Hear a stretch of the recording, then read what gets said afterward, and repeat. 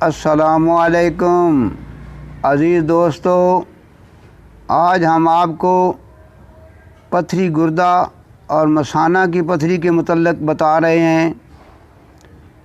پتھری گردہ میں ہو یا مثانہ میں ہو، اس کی وجہ سے درد کمر سے شروع ہوتا ہے اور خصیوں تک اس کی ٹیسیں پہنچتی ہیں۔ پتھری والے مریض کو دوڑنے یا سخت حرکت سے درد زیادہ ہو جاتا ہے۔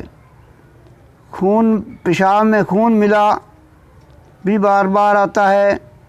مثانہ پر بوجھ محسوس ہوتا ہے اور بعض دفعہ پتھری بڑی ہونے کی وجہ سے پیشاب بند بھی ہو جاتا ہے۔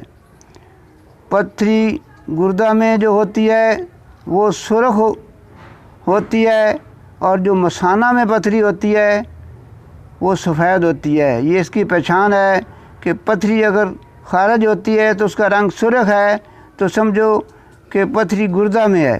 اگر پتھری سفید رنگ کی نکلتی ہے، خارج ہوتی ہے، تو سمجھو کہ پتھری جو ہے مثانہ میں ہے۔ مثانہ کی پتھری سفید ہوتی ہے۔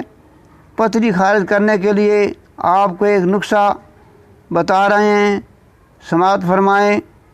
نشادر 10 گرام، کلمی شورا 10 گرام، جو کھار 10 گرام، سنگ یہود 10 گرام، لوٹا کھار 10 گرام، سنگ سرماہی 10 گرام اور کرتھی آپ نے 20 گرام لینی ہے۔ تمام ادویہ کو لے کر باریک پاؤڈر کی طرح پیس لیں۔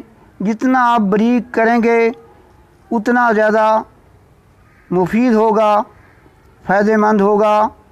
اور جب آپ اس کو پاؤڈر کی طرح باریک تیار کر لیں تو 3 گرام اس سفوف سے لے کر آپ نے گرم پانی کے ساتھ صبح، دوپہر اور شام دن میں 3 دفعہ آپ نے اس دوا کو استعمال کرنا ہے۔